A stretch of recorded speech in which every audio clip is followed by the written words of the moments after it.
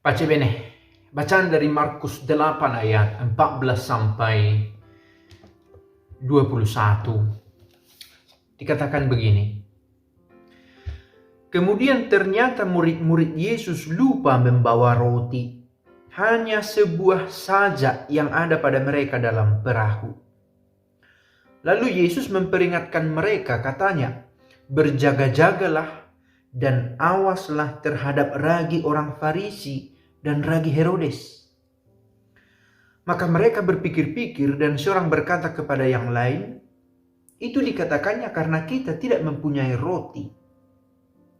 Dan ketika Yesus mengetahui apa yang mereka perbincangkan, ia berkata, "Mengapa kamu memperbincangkan soal tidak ada roti? Belum jugakah kamu paham dan mengerti? Telah degilkah hatimu? Kamu mempunyai mata, tidakkah kamu melihat? Dan kamu mempunyai telinga, tidakkah kamu mendengar? Tidakkah kamu ingat lagi pada waktu aku memecah-mecahkan 5 roti untuk 5.000 orang itu? Berapa bakul penuh potongan-potongan roti kamu kumpulkan?" Jawab mereka, 12 bakul. "Dan pada waktu 7 roti untuk 4.000 orang itu, berapa bakul penuh potongan-potongan roti kamu kumpulkan?" Jawab mereka, 7 bakul. Lalu kata Yesus kepada mereka, "Masihkah kamu belum mengerti?" Para sahabat, pertanyaan ini juga berlaku bagi kita. Jangan-jangan kita juga tidak mengerti tentang apa yang dimaksud dengan ragi orang Farisi dan ragi Herodes ini. Saya mencoba membaca satu interpretasi, komentar atas perikop ini. Dan untuk saya menarik, bisa juga kita pakai. Orang Farisi dan Herodes adalah orang yang gagal paham tentang siapa Yesus.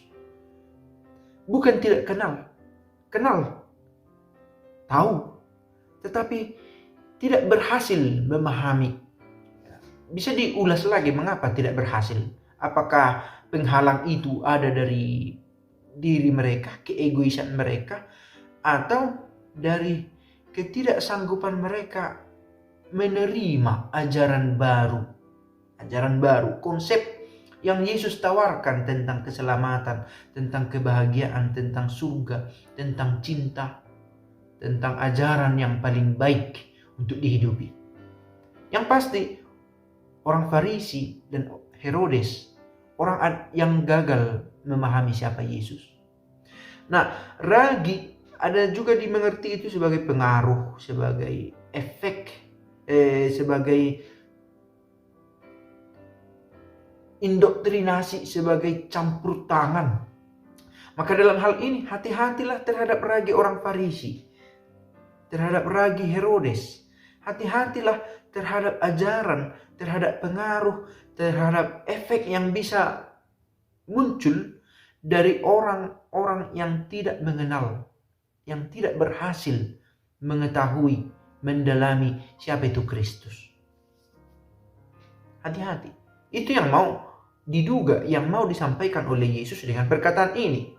Yang pada waktu itu para murid salah mengerti karena berpikir bahwa itu dikatakannya karena kita tidak mempunyai roti. Maka masuk akal juga tanggapan Yesus itu. Kamu sudah lihat 5.000 orang bisa makan dengan 5 roti dan 2 ikan.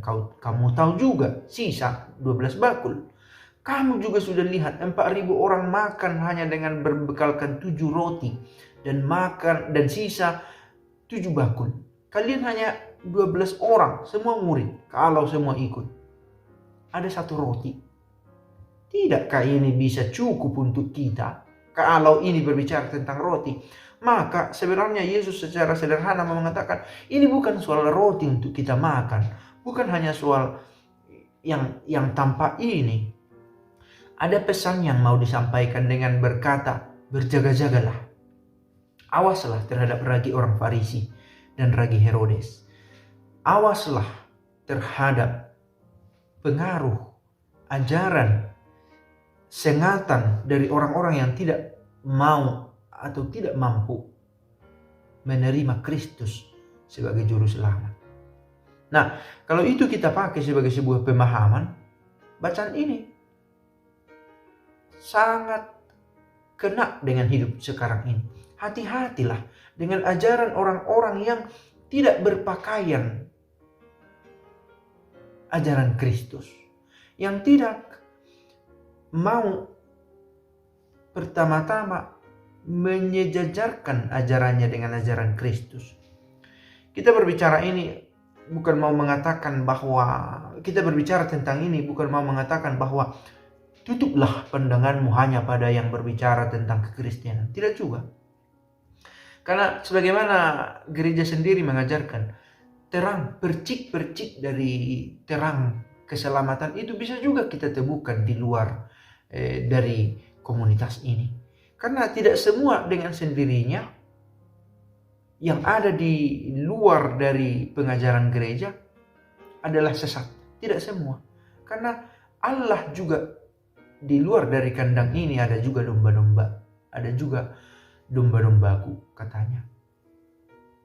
Maka bukan mau mengatakan membatasi pandangan pada yang baik, tetapi mengawaskan diri dari terhadap orang-orang yang membawa ajaran-ajaran yang menyesatkan. Dan sekarang ini yang menjadi persoalan adalah banyak yang berpakaian ajaran Kristus, tetapi membawa ajaran yang keliru. Ini yang berbahaya. Katakanlah misalnya tentang bahwa mengikut Kristus kita hidup makmur. Berikan sebagian hartamu, maka apa yang kamu tabur akan kamu tuai. Hal-hal semacam itu menjadi politis, begitu ya. Ajaran itu menjadi politis. Bahwa siapa yang menabur dia yang menuai benar, tetapi apa yang kamu tabur harus juga diperhatikan. Bagaimana kamu menabur itu? Apa yang kamu tabur itu? Nah, supaya kita terpusat pada bacaan ini, kalimat dari Yesus, berjaga-jagalah dan awaslah terhadap ragi orang Farisi dan ragi Herodes. Ini adalah sebuah pesan untuk kita semua. Dan si pemberi pesan di sini dituliskan adalah Yesus sendiri. Maka tidakkah wajar kalau nasihat dari Yesus sendiri kita pandang sebagai sesuatu yang sangat penting? Sementara nasihat dari para rasulnya kita anggap sesuatu yang istimewa. Maka dari Yesus sendiri kiranya ini memiliki makna yang sangat penting dan mendalam. Hati-hati, selalu tersadar akan ajaran-ajaran yang kita terima. Ada juga yang secara tak sadar kita dicecoki dengan ajaran individualisme.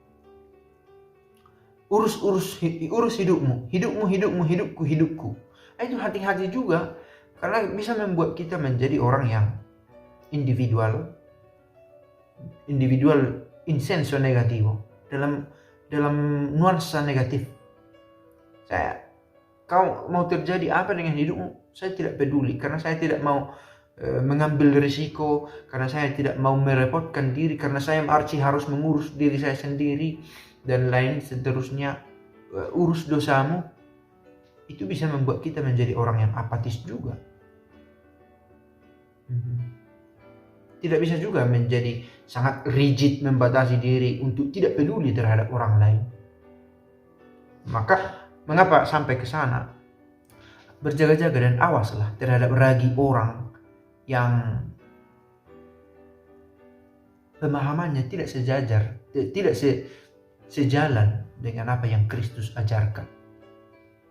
Dan semoga Allah sendiri, Roh Kudus sendiri membantu kita memiliki iman yang teguh dan budi yang cerah untuk memahami mana ini ragi orang Farisi, mana ini ragi Herodes yang bisa mengancam, yang bisa membahayakan kedekatan saya kepada Allah. Semoga kita sanggup melihat itu. kasus demi kasus dalam hidup kita. Bapa kami yang ada di surga, dimuliakanlah namamu, datanglah kerajaanmu, jadilah kehendakmu di atas bumi seperti di dalam surga. Berilah kami rejeki pada hari ini, dan ampunilah kesalahan kami, seperti kami pun mengampuni yang bersalah kepada kami. Dan janganlah masukkan kami ke dalam pencobaan, tetapi bebaskanlah kami dari yang jahat. Amin. Pace bene.